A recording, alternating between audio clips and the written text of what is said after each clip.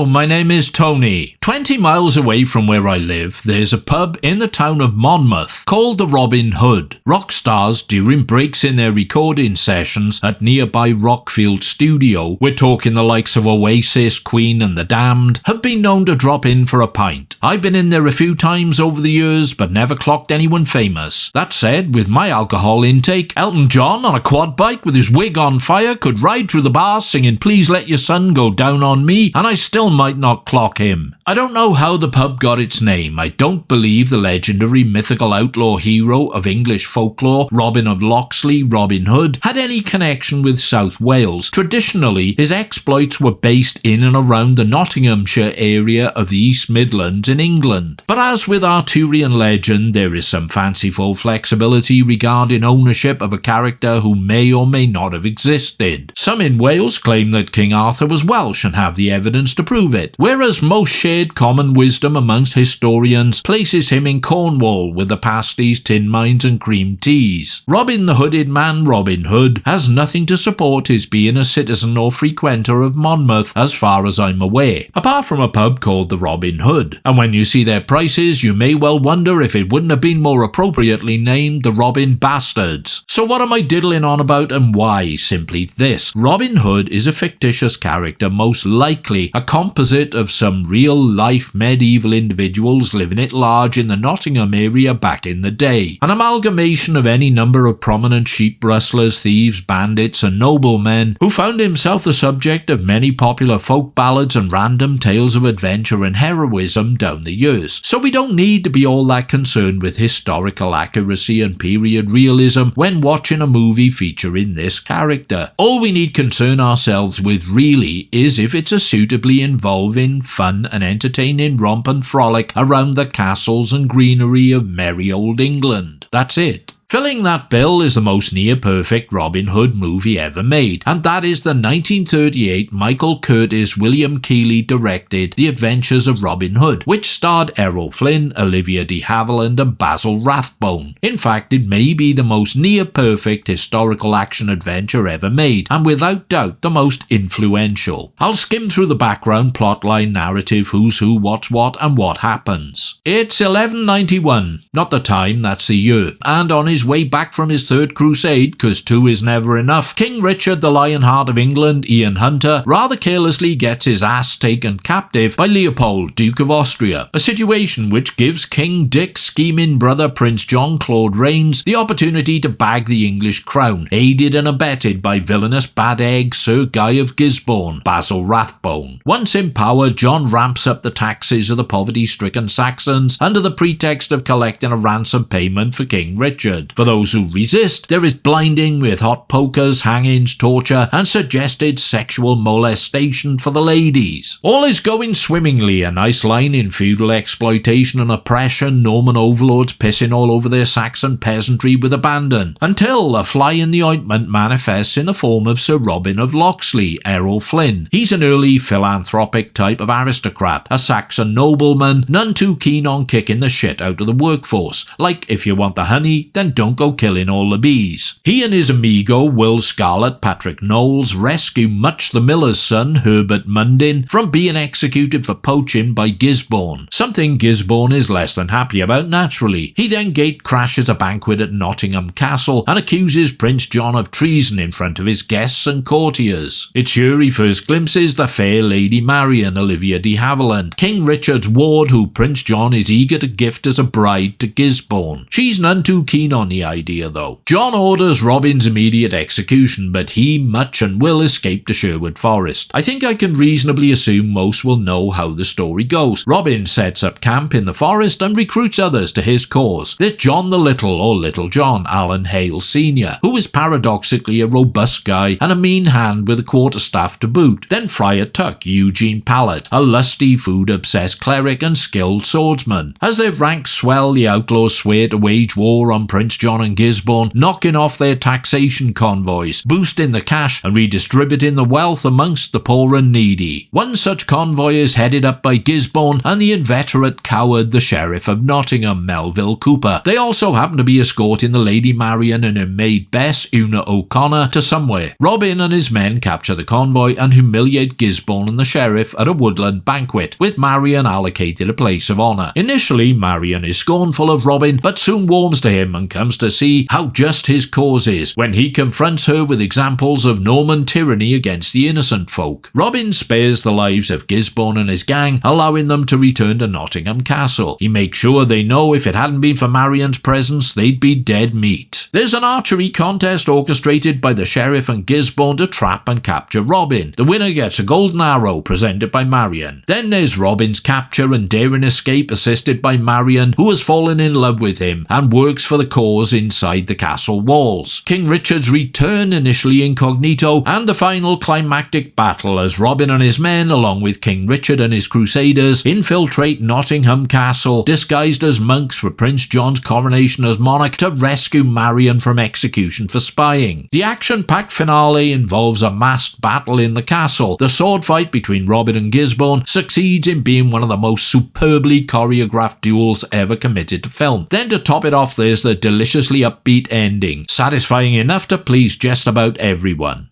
If you want to know how good a film The Adventures of Robin Hood is, I'll tell you how good it is. It's good enough to fill the heart and soul of this cynical misanthrope with effervescent good cheer and hope for the redemption of mankind. Well, okay, almost. As near as damn it. And why? This is why. There has never been such a charming, roguish, devil-may-care, athletic and virile hero as Errol Flynn's Robin Hood. And this is a guy dressed in a poncy, jaw-dropping outfit that includes, as part of the ensemble, a stupid feathered hat and green ballet tights. I don't care, neither will you, none of it matters. Neither does it have any adverse impact that the boozy Flynn frequently wolfed down bags of oranges on set. Oranges injected with vodka from a hypodermic syringe to conceal his drinking. He simply owns the part with a seldom matched charisma and confidence that is magnetically infectious. There has never been such a radiant, luminous damsel in distress as Olivia de Havilland's maid Marian. The camera loves her and she loves it right back. Sweet, gorgeous, achingly attractive, the studio lights may light up her face and form, but her beauty lights up the whole fucking firmament. And there has never been such a hiss-inducing and darkly nefarious villain as the scowling and poisonously treacherous Basil Rathbone in the role of Gisborne. Rathbone, who was once described as looking like two profiles pasted together, plays it as some wicked sword-wielding bird of prey made human, a sleek and rapacious predator, elegant and deadly. And finally, there has never been such a horrifying on-screen ginger wig as that which adorns the bonce of Claude Rains. The supporting cast of wonderful character actors approach the material with enthusiasm and investment, a commitment and gusto that is almost palpable. The impression given is one of having an absolute ball and enjoying the experience of making a film, and because they're having a good time, how can the audience not? No neo-realism here, it's larger-than-life shit, sheer escapism, cinema distilled into its purest, extracted spirit. These days it could be dismissed as monstrously theatrical, hokey, cheesy, cliched, absurd, a carnival of thigh-slapping pantomime nonsense with over-exaggerated belly laughing at the drop of an arrow. And okay, maybe it is all of those things, but so what? The script, narrative, clarity, purity of vision, the performances, the vigorous and lovingly implemented direction, sumptuous cinematography, astonishingly beautiful score by classical composer Eric Korngold are all masterpiece quality, a quality you will not experience these days or likely ever again in the days yet to come. This is classic, unself-conscious, unapologetic Hollywood artistry of the highest standard, hailing from a time when the audience was king and the audience was all. You know, or maybe you don't, a time when films were made for the audience to enjoy. It's refreshing currently to look back in the knowledge that once upon a time the industry made films for people to see because they wanted the broader spectrum of people to see those films. So, on that note, I would suggest that anyone who hasn't seen it and is willing to give it a chance will not regret it. If the Star Wars generation had a mind to investigate the genesis of the product to which they pledged their undying fandom, look no further. This is it. Lucas cites it as a core influence. Only prepare to be confronted with a truly superior blueprint and primer for how it should be done. Some may therefore find it a challenging experience, discovering their divinity of choice is just a pretender to the celestial throne. But there it is. Hey, don't shoot the messenger.